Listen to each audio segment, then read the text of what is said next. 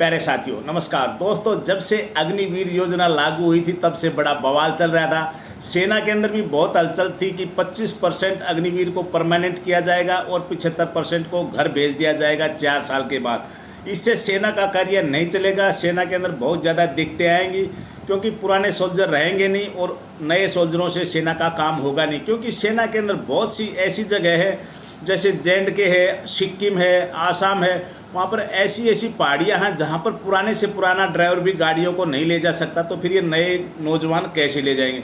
सेना के अंदर बहुत सी ऐसी तकनीकी काम हैं जिनको जितना पुराना बंदा होता जाएगा, जितना एक्सपीरियंस होता जाएगा, उतना ही अच्छा काम किया जाएगा। इस काम को सीखने में ही कई महीने लग जाते हैं और सेना के कुछ कोर्स तो ऐसे हैं जिनको 2-2, 3-3 साल भी लग जाते हैं। 6-6 महीने के तो बहुत से कोर्स हैं। फिर इन अग्निवीरों से क्या काम लिया जाएगा। फिर कवायद लगाई जा रही थी कि सेना ने मिनिस्ट्री और रक्षा मंत्रालय ने डिफेंस मिनिस्ट्री को एक लेटर के द्वारा ये कहा गया था कि जो ये अग्निवीर हैं इनको 50% कर दिया जाए और एज लिमिट को भी 23 साल कर दिया जाए तथा ज़्यादा से ज़्यादा जवानों की भर्ती की जाए। लेकिन अभी एक जो 50% करने का आर्मी ने डिफेंस मंत्रालय को बोला था उसके ऊपर लगता है कार्रवाई शुरू हो गई है।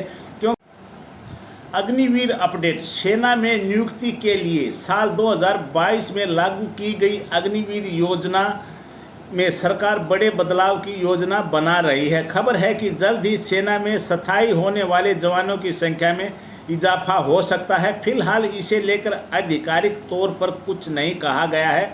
मौजूदा प्रावधानों के तहत अग्निवीर योजना के तहत सेना का हिस्सा बनने वाले जवानों में से 25% को प्रशिक्षण के बाद परमानेंट किया जाना है। रक्षा मंत्रालय अग्निवीरों के स्थायी किए जाने के प्रतिशत को बढ़ाकर 50% करने पर गंभीरता से विचार कर रहा है। उच्च पदस्थ सूत्रों ने यह जानकारी दी है। पिछले साल लागू की गई योजना अग्निवीर योजना में जवानों को 4 साल के लिए नियुक्त किया जाता है, लेकिन बाद में 75% को एक तय राशि के साथ सेवा से अलग कर दिया जाएगा। और नव यानी आर्मी, नेवी, एयरफोर्स, सेना तीनों में ही यह प्रक्रिया अपनाई गई है। तीनों सेनाओं में अग्निवीरों के पहले बैच आ चुके हैं। सूत्रों के अनुसार योजना में सुधारों को लेकर अनेक सुझाव सेनाओं की ओर से मिले हैं। खासकर नौसेना एवं वायुसेना का कहना कि 4 साल में 75% प्रशिक्षित अग्निवीरों घर भेजने से उसे नुकसान है, क्योंकि जैसे ही वे तकनीकी कार्य में दक्ष होंगे, निपुण होंगे, उनका सेवा काल पूरा हो जाएगा। नौसेना और वायुसेना में ज़्यादातर सैनिक तकनीक कार्य करते हैं। थल सेना में भी काफ़ी शाखाओं में जवानों को टेक्निकल कार्य करना होता है। सरकारी सूत्रों ने कहा है कि सुझाव पर किया जा रहा है। अभी पहले बैच को भी 1 साल ही हुआ है, इसलिए सरकार के पास इस मामले में फैसला लेने के लिए अभी वक्त है।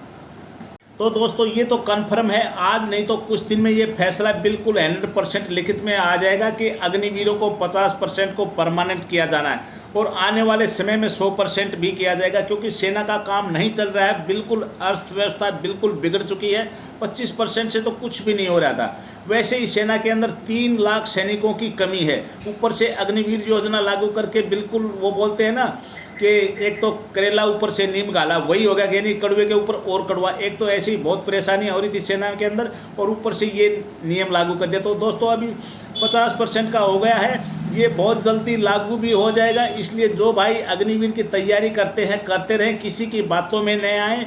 तो दोस्तों इस योजना को बहुत जल्दी लागू कर दिया जाएगा। 50% को परमानेंट करने की ये नीति बहुत जल्दी लागू हो जाएगी।